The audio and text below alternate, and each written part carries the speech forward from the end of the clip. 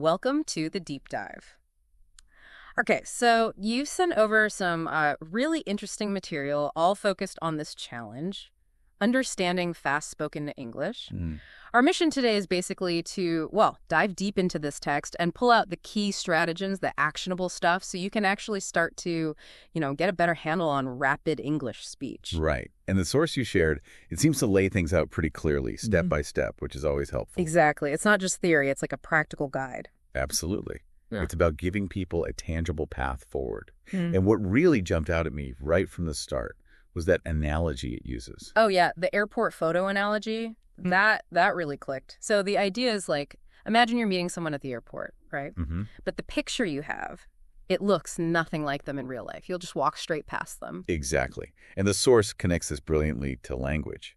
If you don't recognize the real image of the words, how native speakers actually pronounce them, you won't catch them when they fly by quickly. It's like your brain is trying to match the sound to a photo, but the photo's wrong. Precisely.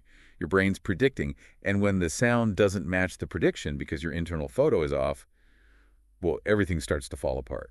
Misunderstanding follows. So it's not just speed. Fundamentally, it's about recognizing the sounds as they truly are. Which brings us neatly to the first big takeaway. This super crucial link between pronunciation and actually understanding what you hear. Yeah, it seems obvious, but maybe it's too obvious sometimes. Could be. The source really drills down into why it's so vital. It says, if you're not familiar with all those little pronunciation tweaks native speakers use, linking words, dropping sounds, then yeah, natural speech is just going to sound impossibly fast. And it uses a great example sentence to show this in action. What was it? That house looks smaller from the outside? Right. Simple sentence on paper. Seems simple, but say it naturally, and it changes quite a bit. Okay, let's break that down. First, that T in that. The source says it often gets, well, softened or even dropped. Like in British English, maybe a glottal stop, you kind of stop the air. Like that house. Or in American English, it might soften towards a two sound, that house. It's subtle, but your ear needs to be tuned to it. Who knew one letter could cause so much trouble? And then there's the linking, house looks. Yeah, it becomes more like house looks. The words just flow together, they don't stay separate, the whole sentence kind of blends. And what about the smaller words, like from? Right, it mentions that too. Instead of a clear from, you often get a weaker sound, like from the outside. These function words often get reduced. They sort of fade into the background a bit. Exactly. It's about efficiency in speech. Yeah. And it even mentions adding sounds, like a little J sound, linking the and outside, the joutside. Huh. The joutside. Okay. It's like learning a secret code almost. Yeah, a little bit. But the good news is, the source says you don't need to perfectly copy all this yourself. Just being aware it happens. Makes a big difference to your listening. A huge difference. Awareness is step one. And it flags the key areas to focus on. These weak forms we mentioned, linking, also sentence stress, where the emphasis falls. Like, I didn't go there versus I didn't go there changes the meaning. Exactly. Recognizing stress is vital. And of course, the schwa sound, that little dry vowel that pops up everywhere in unstressed syllables. That neutral sound. And for anyone wanting to really get into the weeds with this, the source recommends the pronunciation in use books. Says there might even be links. Worth checking out. Definitely. Okay, so mastering pronunciation awareness is pillar number 1. But then the source moves on to something. Well, it sounds simple, but it's key. Understanding slower speech first. Yes, the old walk before you can run idea. Right. Makes total sense. But the source points out lots of people struggling with fast speech, they actually have trouble even when things are slower. Yeah, if you're missing words when someone's speaking clearly and not too fast, then trying to decode rapid-fire speech is, well, it's going to be nearly impossible, like trying calculus before you've got algebra down. So how do you know if that's you? How do you test yourself? The source gives a pretty neat method. It does. Find some audio or video, not super easy, not crazy hard.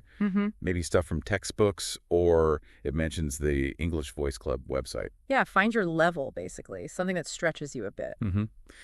Then you need a way to control the speed. YouTube works, obviously. But they recommend VLC Media Player. Right, because you can often adjust the speed in smaller steps more precisely, which is useful. They even ask for listener suggestions on tools, which is cool. Yeah, if you know any good ones, let us know.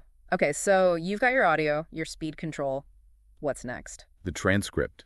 A good, accurate transcript. This is crucial. Yeah. YouTube auto captions can be iffy. Hit or miss, yeah. So find official ones if you can, or song lyrics if you're using music. Yeah.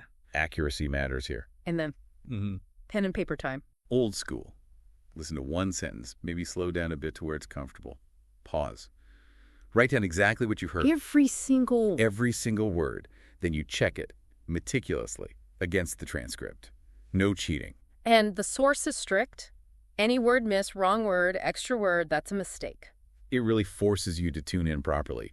It's not about just getting the gist. And the rule is more than one mistake per sentence. Slow it down further. The aim is to get to a speed, even if it's quite slow initially, where you make 0 mistakes. Build that solid foundation. Right. Understanding here means hearing every word, not just guessing the meaning. Exactly. It might feel a bit painstaking, but it trains your ear to actually catch the sounds accurately. That's the groundwork. Okay, so once you've done that groundwork, you've mastered the slow stuff.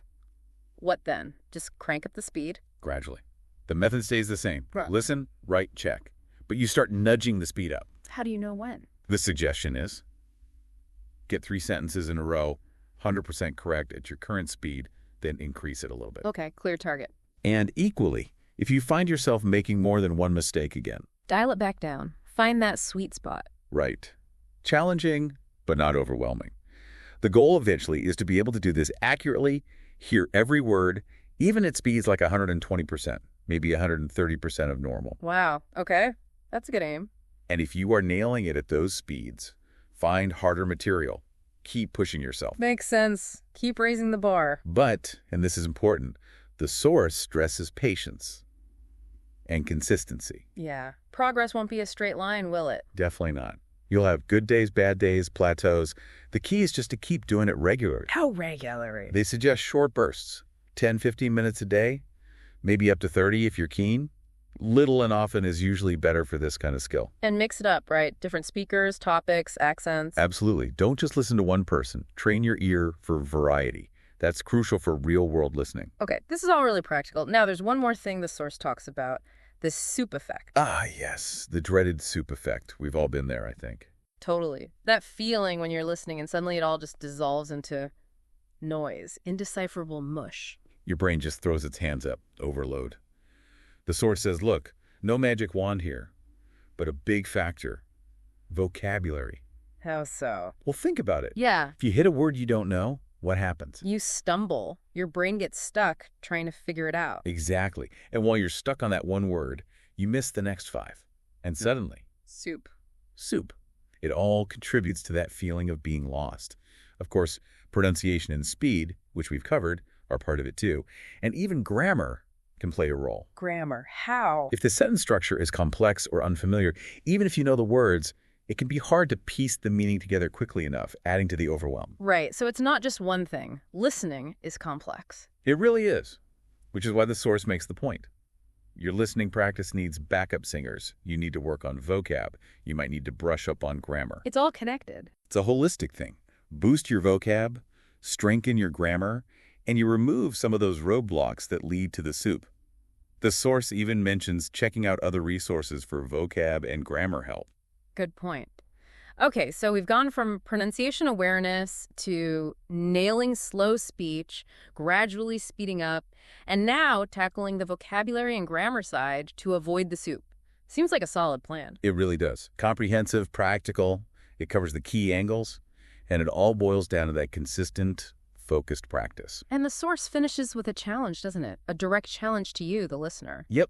Try these techniques every day for 1 month, just 10 minutes minimum. 10 minutes a day for a month. That sounds doable. It's achievable, and it's long enough to potentially see a real difference if you stick with it. And they want people to share their results in the comments. Share your experience, see if it worked. It adds that layer of accountability and community, puts the theory into practice. Fantastic.